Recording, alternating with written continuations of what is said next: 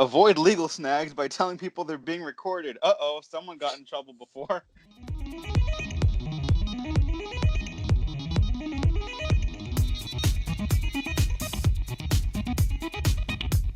Right? I kind of like it.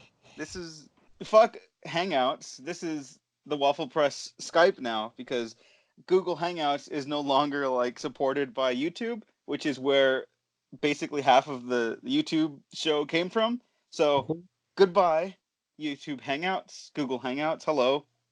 The Waffle Press Skype show, which has less of a ring to it, but what still has a ring to it is my name, Diego Crespo. Also with me are some co-hosts today, including Gina Versa. Hey, how you doing? I'm doing great. And Nick Valero. Hey, what's up?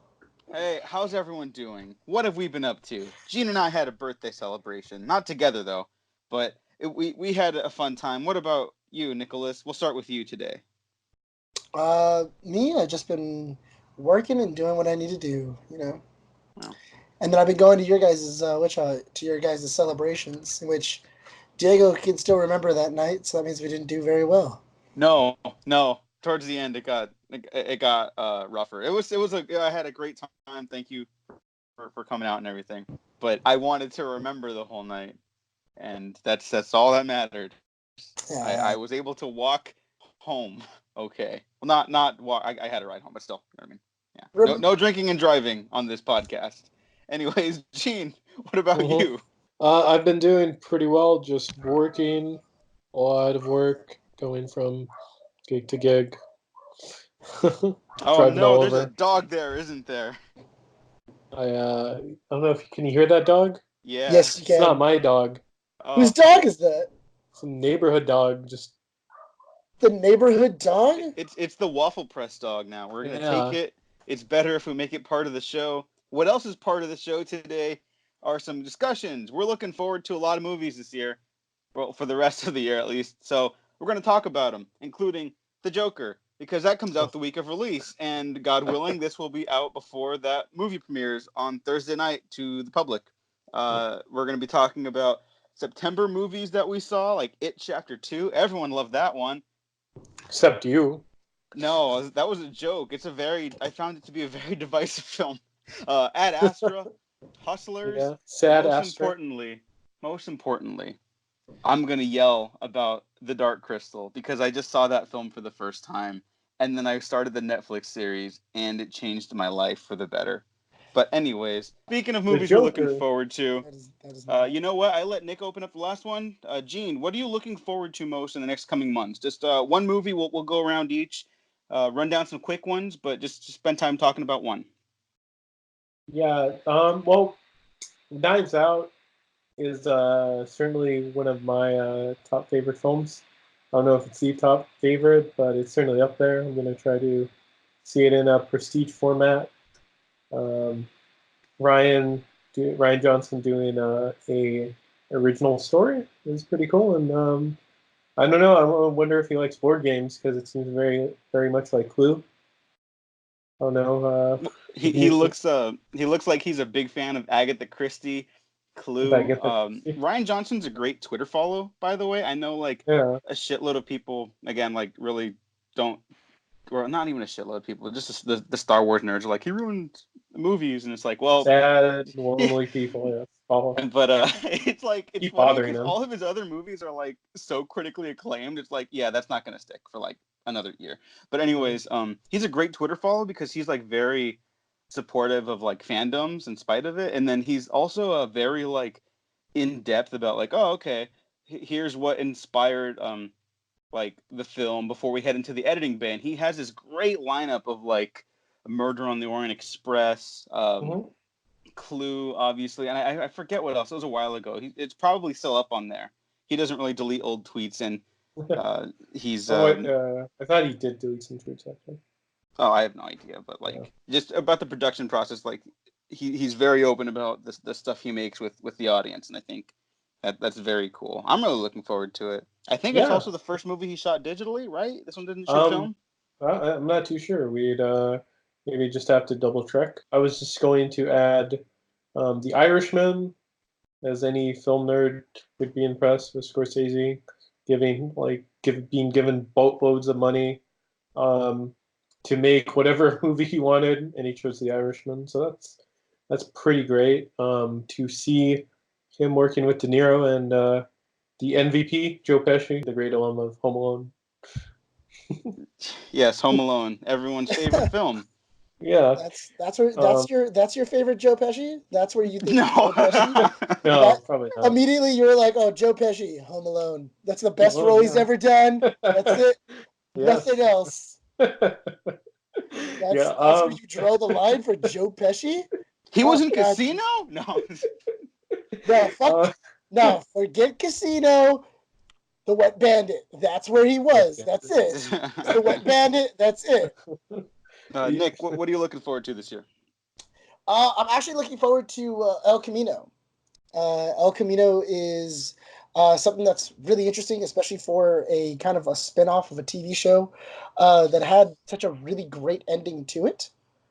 It had what was it? The idea of Breaking Bad coming back with a movie to kind of tell a story after the credits of the final episode is kind of interesting. It does worry me just a little bit because it can taint what good taste it had in people's mouths of, wow, that was a really good season finale. I really enjoyed the way that the stories ended.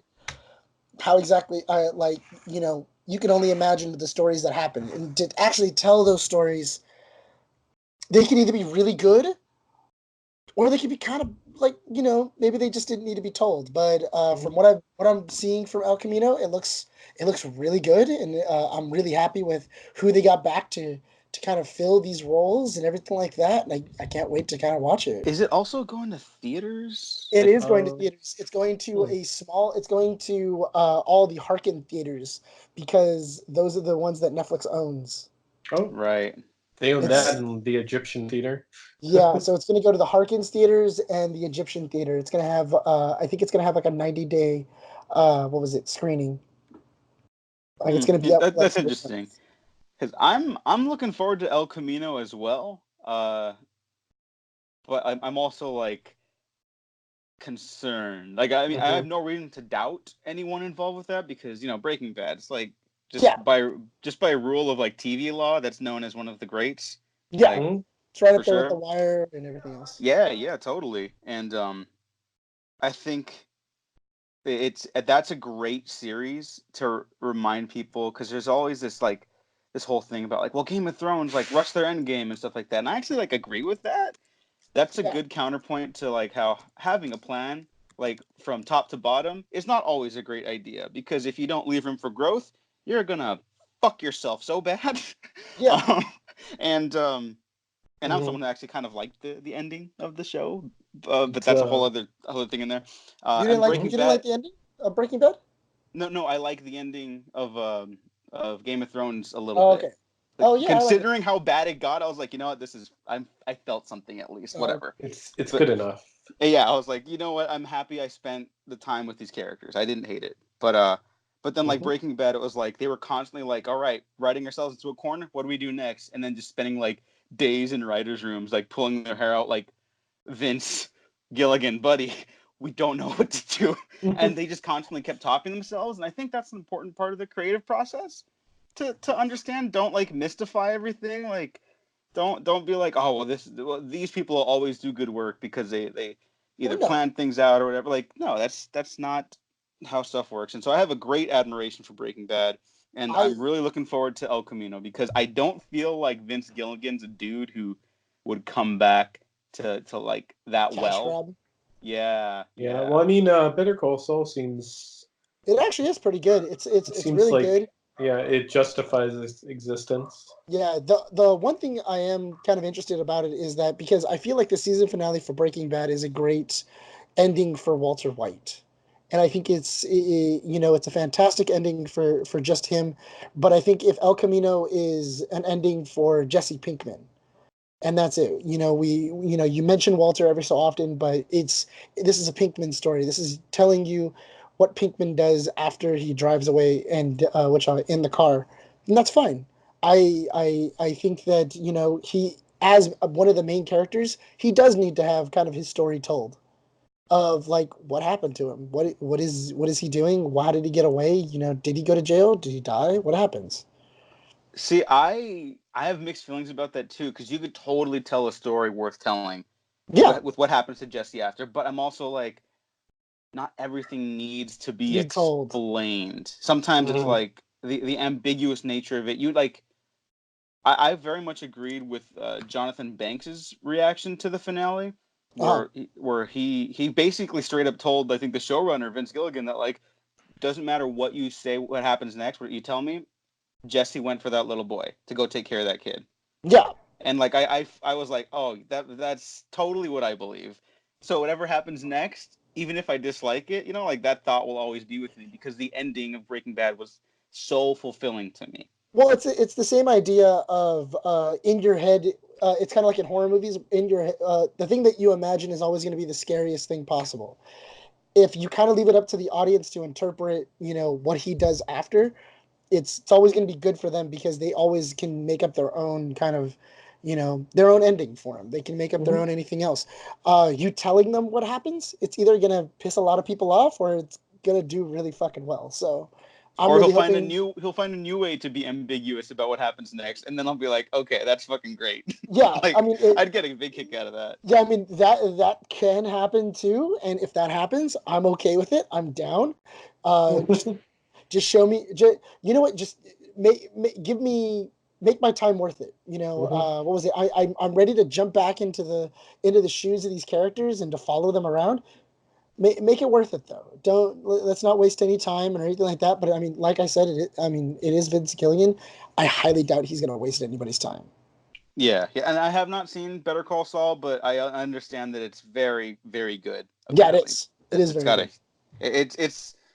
I think the only reason it's not in the level of Breaking Bad, from my understanding, is because like it's just not like it doesn't have the visceral violence, I guess, or something, Um, right? Like not as you know what?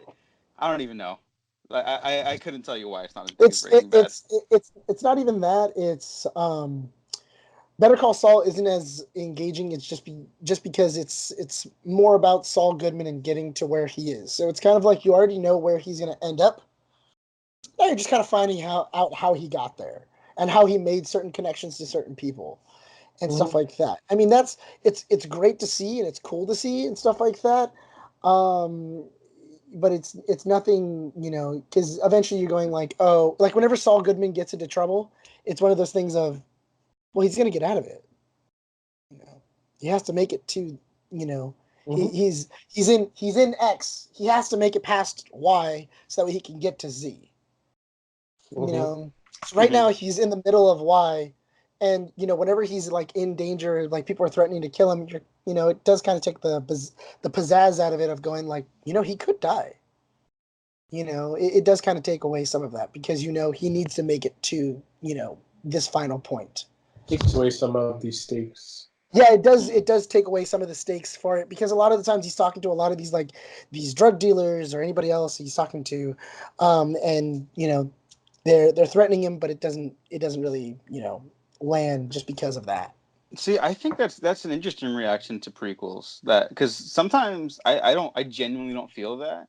Like, yeah, maybe subconsciously we know they're gonna get out of it, but like something like X-Men First Class, I think sometimes it adds a different like kind of tension where it's like the hammer's gonna drop, you just don't know how or why, and sometimes you don't want it to. You know what I mean? So I think yeah, that's a really fun thing about prequels that so many of them miss the mark on. Where it's like, show us how they got there, and you can explore a whole new dynamic that's very like it tends to be very like an untapped well from certain things. So that's cool to hear. Anything else you're looking out for? Maybe not as much, but like we got a whole list of things here. Dolomite is my yeah. name. Let's just toss them out there. Dolomite. Dolomite, man. Come on. How could you not be excited about Dolomite? Fuck yeah. The return of Eddie Murphy and fantastic, underappreciated director who got more work in the early 2000s. And Nick directed the pilot of one of our favorite shows, Terriers. Craig Brewer, a great filmmaker. So really good to see them both back. And I guess they had such a good working relationship on this movie. Eddie Murphy gave Craig Brewer the job to do Coming to America too. Yeah, Nice. And that's also how you're getting Wesley Snipes in Coming to America too. It's apparently everybody had a really good time on this movie. And Yeah, that's really cool to hear because movies are hard sometimes. Like we'll yeah, talk about it, but like the Joker, there's all this stuff like Joaquin Phoenix walked off set when he was stressed, and I'm like, that's yeah.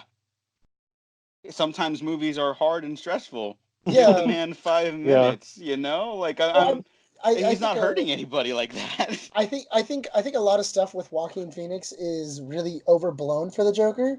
Like the idea of somebody asked him a question about gun violence and whether or not people would copy him, and what did he think about that?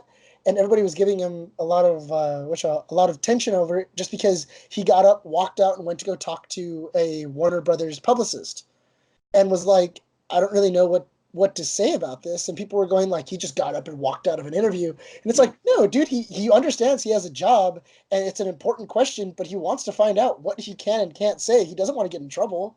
Yeah, I mean, it kind of sounds like that question was a little like leading. It was kind of being railroaded a little bit, maybe. Yeah, but I just can't get over the fact that like he never thought about the implications of the Joker.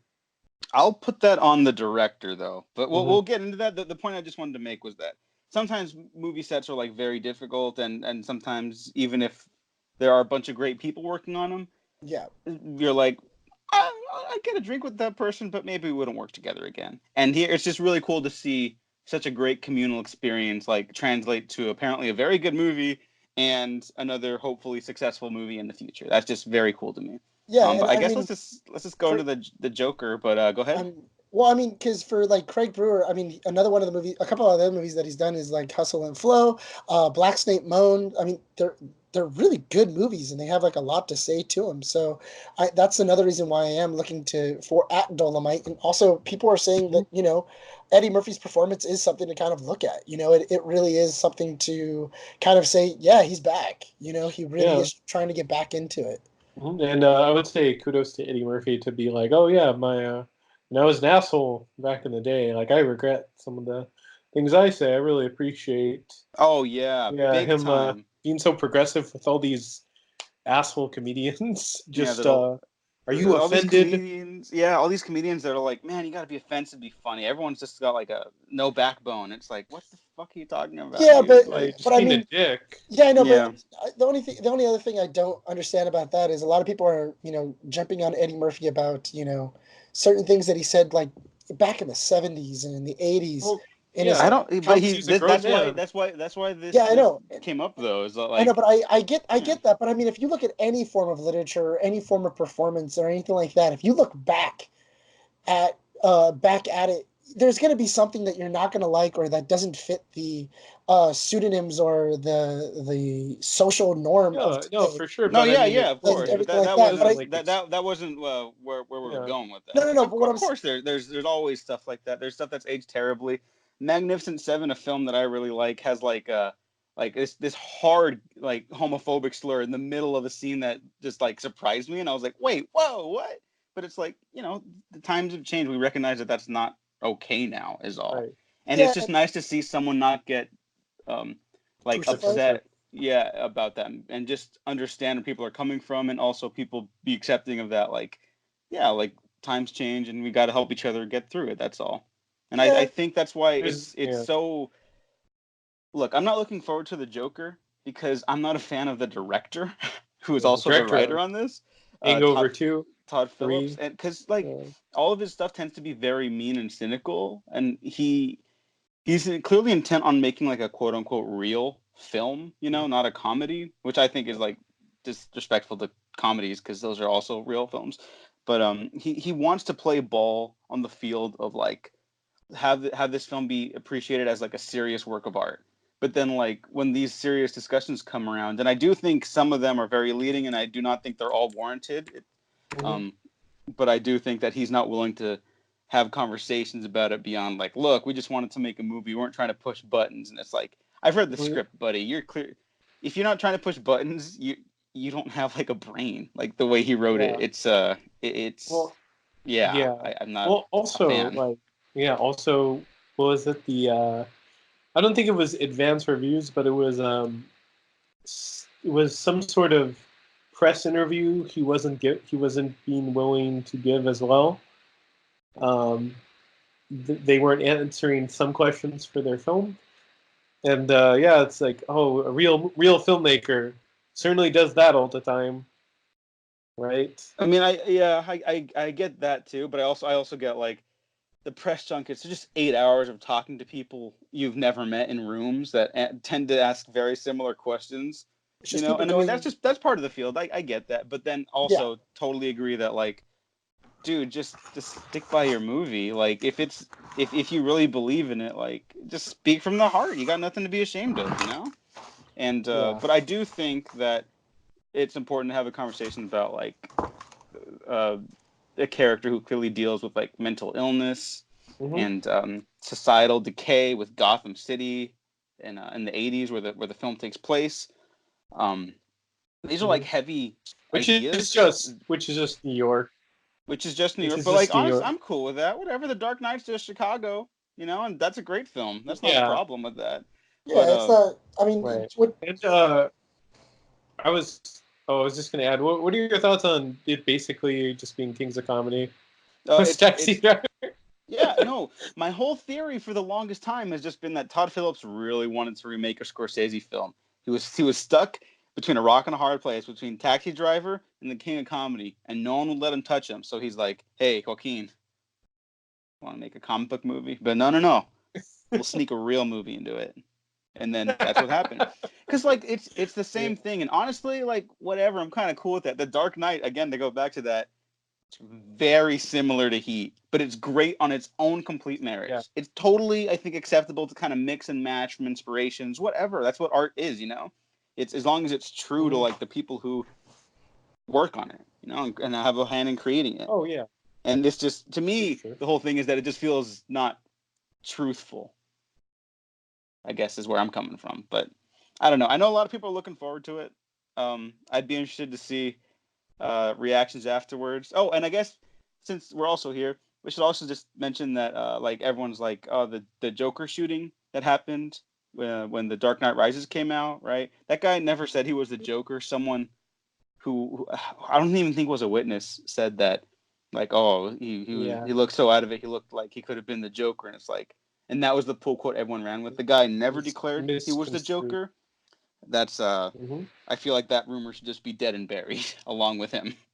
That there was never a Joker shooter. It was just a sick man who did a sick thing. But in lighter news, I'm really looking forward to the Shia LaBeouf film Honey Boy.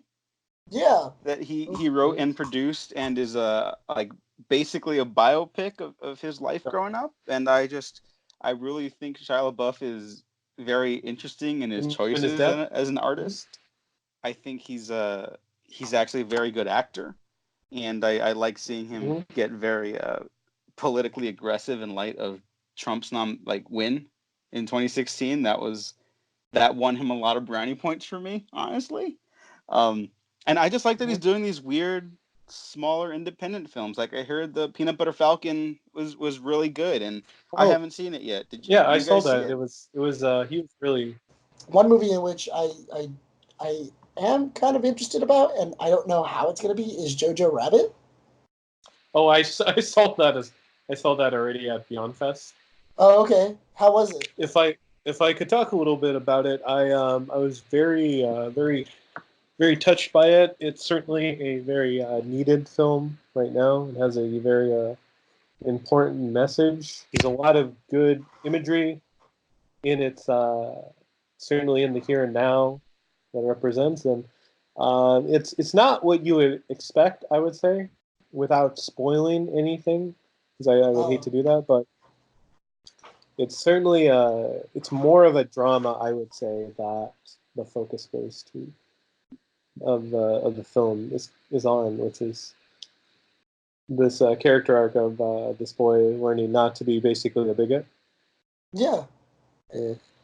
But and see, like that's a provocative narrative to like make that a jump from the Joker. Like you're following an up and coming Nazi kid who's learning to be like the best Nazi ever, right? Like he's in a Nazi training camp in the movie, right?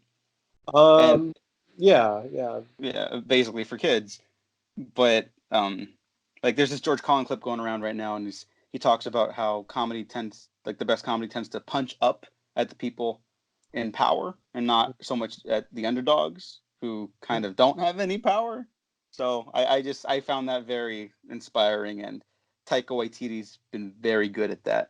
Yeah, definitely. Yeah, I think Taika Waititi he's really touching on a pulse that isn't really being seen right now. It's an interesting concept. Not only that, but also who would think to kind of have a dramedy in the middle of like Nazi, in like a Nazi camp and everything else. So I do think it's an interesting concept. I can't wait to see it. I think it's going to be pretty awesome. Yeah, I think you guys will very much enjoy it.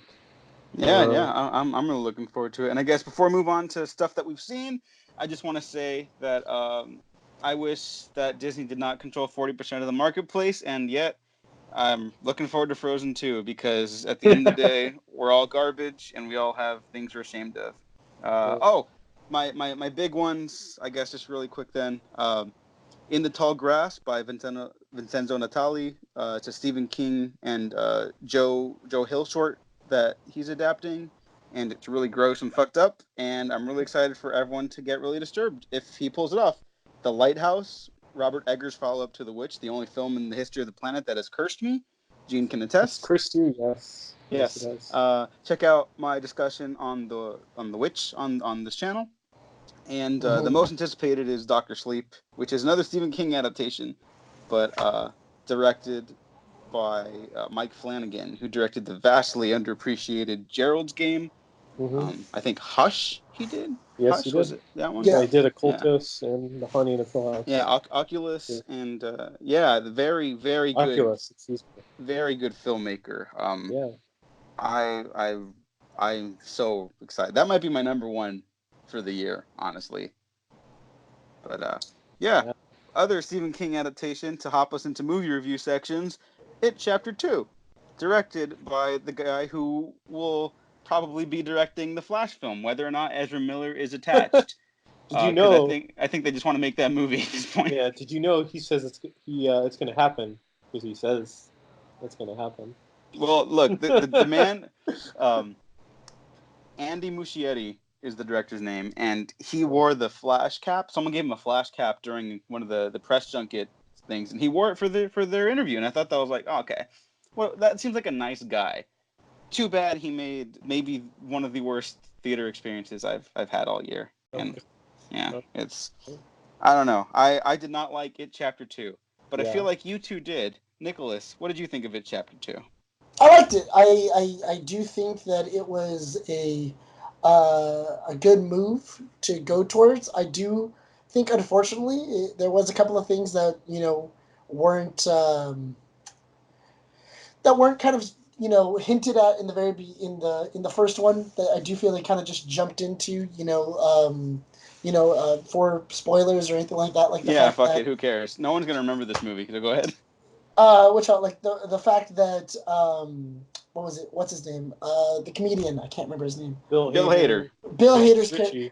Yeah, Richie's character was gay and. Right. Richie was in love with Eddie. With Eddie. Yeah. But the thing is that you didn't necessarily. It was something that they had that you feel like they dropped into Chapter 2. It didn't feel like something that was being organically, brought up in chapter 1, and then it was revealed in Chapter 2. There wasn't like this like little tiny thing. It was more or less like, oh, why don't we make one of them, why don't we make them, gay? Why don't it's from here. Let Nick finish, and then we'll start the discussion. Then we can argue. I'm okay with that. No, but anyway, I really do like it. I like the idea of the way that Pennywise dies. I do like, I do like the way that they reenacted everything else. For the most part, I enjoyed the movie and I had a good time. I enjoyed, just a good time in the cinema. See, like, the whole thing, I called it the Avengers Endgame of horror movies for the year, and I completely stand by that, because if you like that movie, you'll probably like It Chapter 2, and I hate both. But, like, Richie Tozier being gay, like, to me, that's, like, they just kept adding new things to characters that weren't really present in the first film, and that one just happens to be, like, an identity talking point. Like, I actually thought it was kind of sweet. Because, like, especially if you look at these as one big narrative, it's like, oh, he didn't realize he was when he was younger, and as he got older, he realized it. The problem is, it's like, this might be a me thing. I don't buy that in 2019 a comedian's gonna, like, hide their sexuality, I guess. Mm-hmm. I don't know. Maybe that's not fair of me to say, just because I'm not a gay comedian. So maybe right. Just given that character's personality, I guess I wouldn't buy that, given how, like, outspoken and, like, aware of themselves they seem to be. But so to me, that just felt like a false character thing. But that would have also been interesting to explore if he was like, that was the one thing that he couldn't, like, confront within himself, I guess. But generally, I just think the movie is like the same beat every 15 minutes, and it's like 3 fucking hours. So, like, is it 3 hours? I mean, it's close. It's like 240 or something like that. So here's what happens. Yeah. This is the entire film. Everyone gets a phone call, and then there's a setup for a scary moment, and then the scary moment's really loud and it happens at your face a lot, and then it's like, ooh, that was scary. But sometimes there's a fake jump scare before that, and then they all yell at Pennywise until he turns into a baby. They cancel him. They all, like, at him on Twitter, and then they just yell at him a lot until he deletes his Twitter account on planet Earth. I'm actually quite shocked at the response these two It films have gotten, because I don't know. These have not done it for me in the slightest, and I think it's a really great story. I think this is, when all is said and done, I think this will be the definitive Stephen King story. This is like his great American novel. It's wild, it's messy, no version's perfect, but I think there's a lot in the text about, like, dairy as kind of like a byproduct of American culture. And it's kind of like this David Lynch thing about how, like, American suburbs weren't all hunky-dory. There's a lot that's left unsaid that a whole generation of people had to confront. Like, these films do not tackle racism in any way. And that's, like, a big part of Mike's character, not just because he's black, but because of what he has to go through as a black kid. There's just, I don't know, and that could have, like, they could have built a relationship with Richie in that way if they had confronted that, like, two people who felt like outliers in society, and then they don't even do the destruction of dairy in the film, which I guess is fine, because dairy's basically not a character in these movies. It's just like, it's just a place for the spooky clown to hang out in. And, like, yeah, the clown's spooky the first time he jumps out at you. But by the second time he eats a kid that only one other character meets, I realized that I basically wasted my time with these. But I don't know. Maybe Andy Muschietti could do better on the Flash film, because I wasn't a huge who directed Shazam? David David F. Sandberg. I wasn't a huge fan of Lights Out. And then I saw Shazam, and I was like, this is the best thing ever. So I don't know. Who knows? Maybe he could do it, but fuck, I did not like It Chapter 2.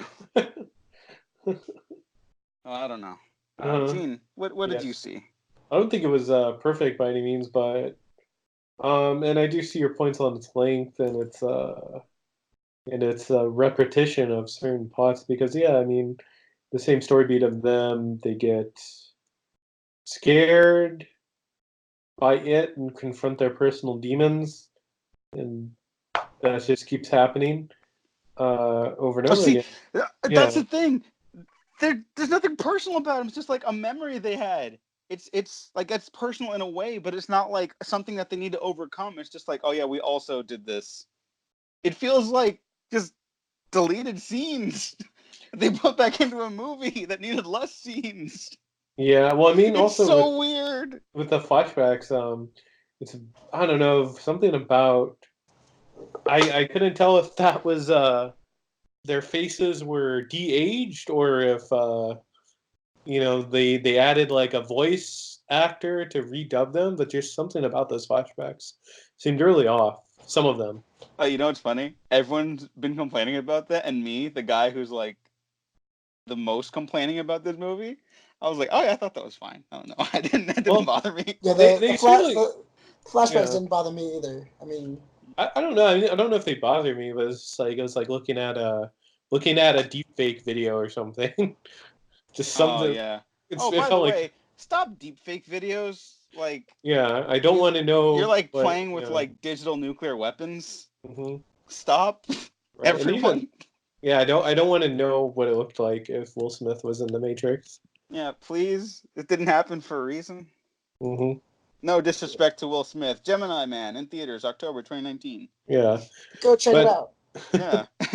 But yeah, I don't know. Just something about those flashbacks just looked like a deepfake video. Yeah. I just made my head.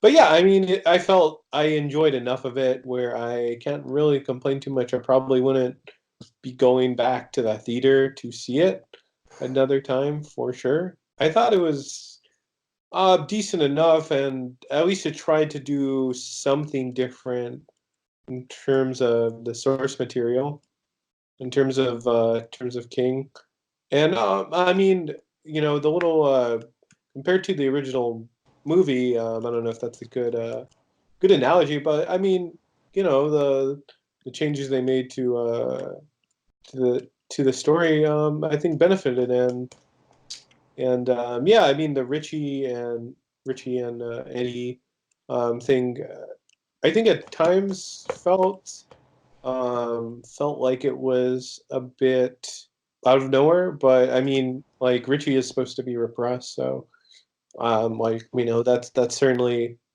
that certainly lends itself to the character. Does it though? I mean, I think it could. If anything, I feel like it would lend itself more to Eddie. And I'm not even like trying to like dismantle anything. Let me just say, Bill Hader innocent and James Ransonse as Eddie. Richie and Eddie, everyone's really well cast in this film, obviously, but like those two kill it. They're so good. Like if they got, I hate this movie, and if they got Best Supporting Actor nominations, I'd be like, oh fuck yeah, absolutely. They were really good. They were so good in this, man. I wish I liked the movie as much as I liked them. Yeah. Bill Hader's the fucking best. Everyone also go watch Barry on HBO, which watch his directorial work on that and how well he handles like just the precision of like really thrilling, tense action scenes. He would have fucking killed this movie. Bill Hader should have directed it. Yeah, like he would have owned. He's such a film geek too. I'm sure he would have. Oh yeah, he has like a whole story about David Lynch that's really great. Just look up Bill Hader, David Lynch on YouTube. Hilarious. But we'll move on to. I was just gonna add, it's good enough for an ending. Like at worst, it's like the ending of Hell, I Imagine the Rise of Skywalker be. It'll just be good enough. Oh God, no! I would be crushed. I would be crushed. And you know what? Let me go to bat for the '90s one. I rewatched that before this. Mm-hmm. The first half is genuinely like really good. The second half sucks, but I like it about as much as I like these new movies. So I'm like, I don't win anywhere. So when they ran out of budget, they're like, oh yeah, this is not that good. George Romero almost did that. Yeah, that would have been something. Fuck the industry for not hyping up George Romero while we still had him. God damn you all. But moving on to other movies, what else have we seen? Who did I hop to first on this? Was it Gene or Nick? I believe it was Gene. Okay. Nick, what else did you see recently? Talk about it. I saw Hustlers. Yeah! Nice. Definitely talk about that. Yeah, I watched Hustlers. I liked it. I do feel like it was a bit long at times. You know what the funny thing is? What made it feel long was the time skips. Like them going, now it's 2000 so-and-so, now it's 2000 here, and everything like that. I don't know what about that, but to me, it made it feel a little longer than it actually was, because I was going, how long is this movie and everything else. But I did like it. Jennifer Lopez did one hell of a fucking job. She killed it in that movie.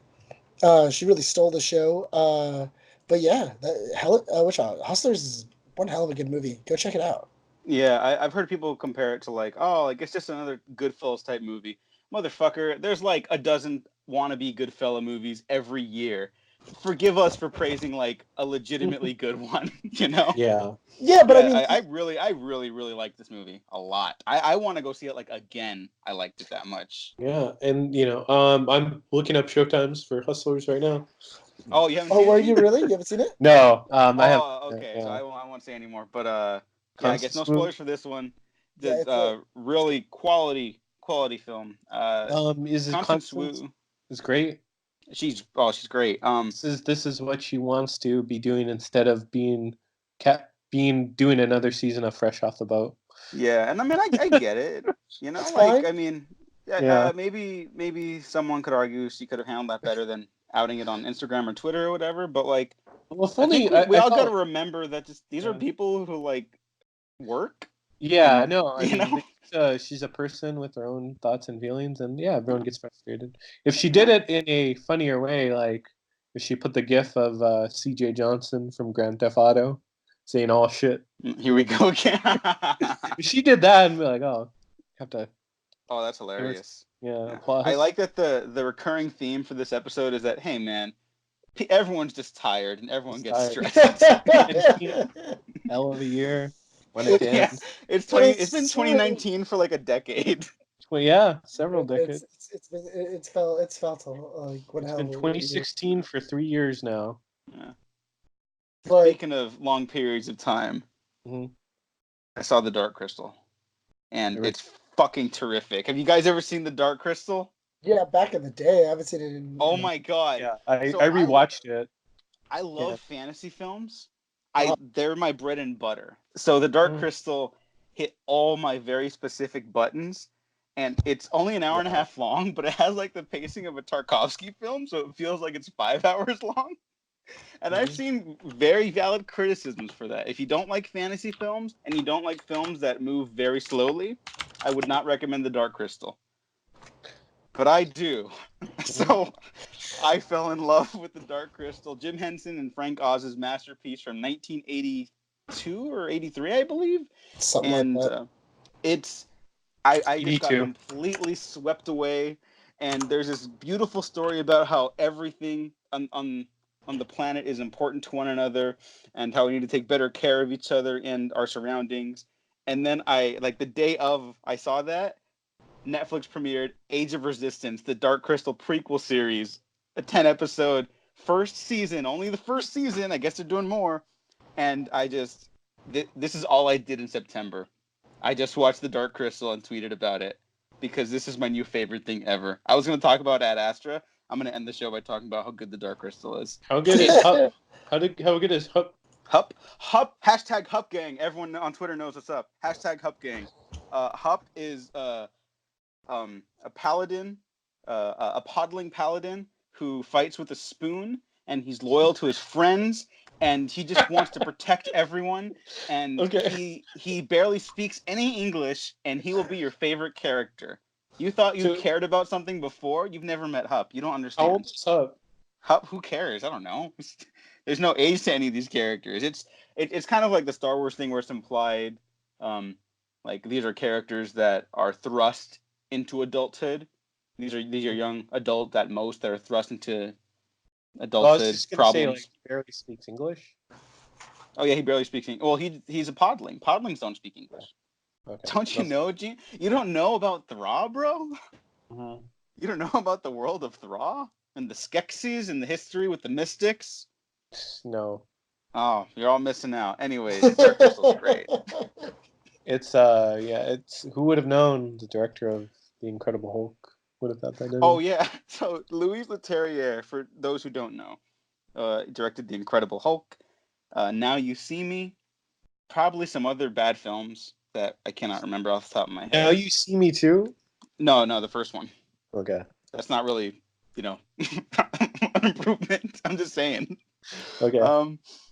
You think you know a guy, and then he comes out with a huge passion project because apparently he was a huge Dark Crystal fan, and he tried.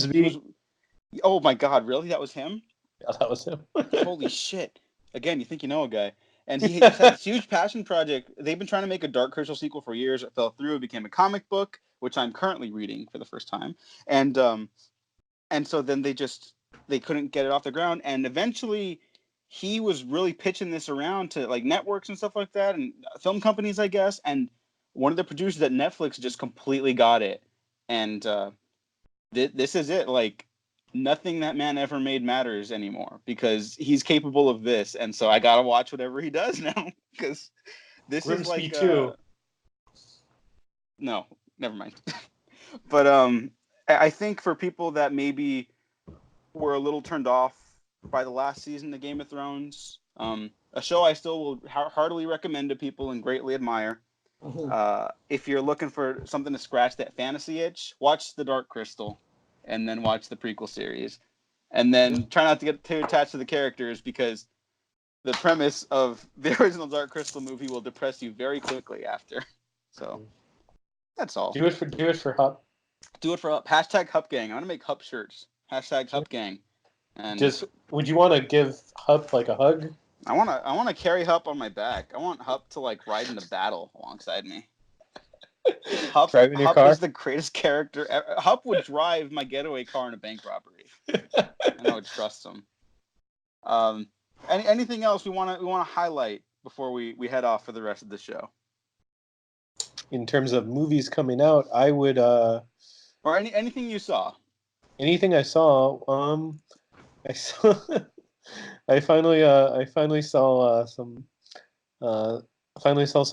late additions to my filmography this year. High Flying Bird, it's great. Yes, Soderbergh.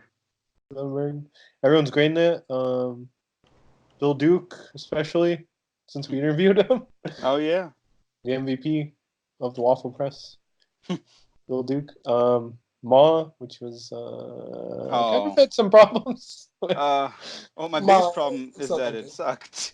Yeah, it's not that good. That's the problem. Yeah, it's like there it is. It's just damn. Yeah. Oh my God. Not to make it drag out even more, but like, there are no like horror movies out this Halloween. Like It Chapter. Like this is even me like. A byproduct of me disliking It Chapter 2. That came out like in the beginning of September. Yeah. There are like no horror movies out for Halloween. That's how bad this year is for movies. They can't even get that right. There were no original there was no like summer blockbuster movies this year. Have you seen remakes? Wait, have you seen which one? Hide and Seek? I think it is. Ready or Not. Or Ready or Not. I mean, Ready or Not is real good. I really liked Ready or Not. I mean, that's one for it, but that's didn't that come out even before It Chapter 2? Yeah, that came out at the end of August. What the fuck? How did like this happen? Last year we had like the sickest Halloween ever because it was like, the Predator was hit and miss with everyone. But then right after that, it's like Venom, and then after that, it was Halloween. You had the Halloween comeback last year. Yeah, you did. And then there's nothing now. Who? Damn. What? That's so weird. Damn this cruel world. Well, I guess I don't know because I guess you have. I mean, I guess Zombieland Double Tap. Oh, right. Zombieland's coming out in a couple of weeks. I'm gonna hold on to the memory of the first one. Yeah. I feel like that it's not gonna. I'm not even gonna rewatch it. I just feel like it's not gonna age well, and then I feel like the sequel's gonna like make it worse. And then, what was it? Dr. Sleep is coming out. Yeah, but that's November. What? I'm looking forward to that too. They moved it up from like February of next year to this November. They moved it up 4 whole ass months. I respect that. Should have moved it up just one more though. Just saying, for me. Yeah. Honestly, there's not a whole lot coming out right now. That's depressing. What is it? Is Polaroid coming out? When did Polaroid come out? No, that came out last year. What the fuck am I talking about? Oh, I guess In the Tall Grass. That'll be on Netflix this weekend for So again, everyone check that out. I really hope it's good because that's a really fucked up short story. You can read it for free on Esquire. I highly recommend it. In terms of good horror. Before though, there you go. In terms of good horror, I was just going to add. We covered the premiere of Creepshow at the Egyptian last weekend. The first 2 episodes of Creepshow are pretty good. Yay, Creepshow! I saw that in a the original film. We did see the original film there actually. Oh right, you're telling me. God damn it! It was like it was a very reddish print. Fest showed it the first 2 episodes and pretty good stuff. The old cast members of the original movies are there, and they have stuff. They have some interesting roles, and all the makeup and effects just look wonderful. And they're pretty decent Stephen King artists. Well, that's pretty cool. I guess we can't end on a horror movie thing then. I'll just say I also saw Ad Astra, and I loved Ad Astra. Well, actually, if you are looking for some horror stuff, you can always go to Two Sentence Horror Stories. It's a CW show. Ooh. So My Student Loans. Yeah, pretty much. Yeah, it's a bunch of short film, and it's very not necessarily Twilight Zone-esque, but I mean it is an anthology, and a lot of them are pretty interesting. They're clever and stuff like that. I would if you're trying to get that horror story, itch to scratch this October, I would definitely recommend it. It's all on Netflix. Yeah, certainly not going to be in the movie theater. Oh yeah. But I mean, if you want to get something, at least you can check those out. Actually, you know what? Gene had a short film that I co-wrote called Dead Memories that I think is pretty good for Halloween times. And a shout out to another friend of the show. There's a YouTube website or a YouTube channel called Alter, ALTER, and they premiere a lot of horror short films on there. I think even Nebula from Guardians of the Galaxy directed her first one and put it on there. I haven't seen it yet, but I saw Karen Gillan, yeah. So that's pretty neat. But there's a horror short film by a friend of the show called Third Date, directed and written by Avishai Weinberger, and it's very good. It is about a third date, as you probably guessed, but just go check it out. It's a good spooky time. There's a shot that made me go, oh fuck this. So Does it have spiders? No. It's Okay, I don't want to I just assumed that about you. Oh yeah, because spiders are fucking horrifying. Terrible yeah. That's why I can't watch 8-Legged Freaks anymore. No. All right, that's it for the show. Sorry, there's no spooky content. I hate the word content. That's what I've realized. That's the scariest thing about this. There you go. I realize I hate the word content. It just sounds vulgar to me and like cheap. Stricken from Webster's dictionary. Yeah, it just creating a podcast. That's it. Sorry we don't have any spooky recommendations leading into Halloween, but we'll do another Halloween episode.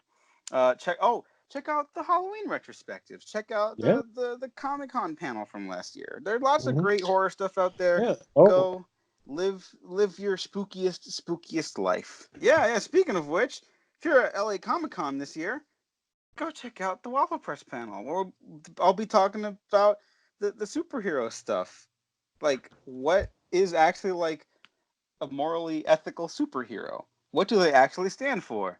And it'll be the last time I ever talk about superhero stuff for a podcast, because they should all end. Just kill them all. Just all the superheroes. Wipe them out. Thanos was right. I said it. But that's all. That's all for this episode. Go check out links down below. Patreon, YouTube, SoundCloud, iTunes, Spotify, etc. Nick, thank you for joining us. Where can the people find you? You can always find me on Facebook, Nick Valero, and you can always find me on Twitter, The Real Nick Valero. Gene. You can find me on Twitter, Instagram, Gene9892. And you can find me at the Diego Crespo. Thanks for listening. Thanks for watching. We have been professionally unprofessional. #HupGang.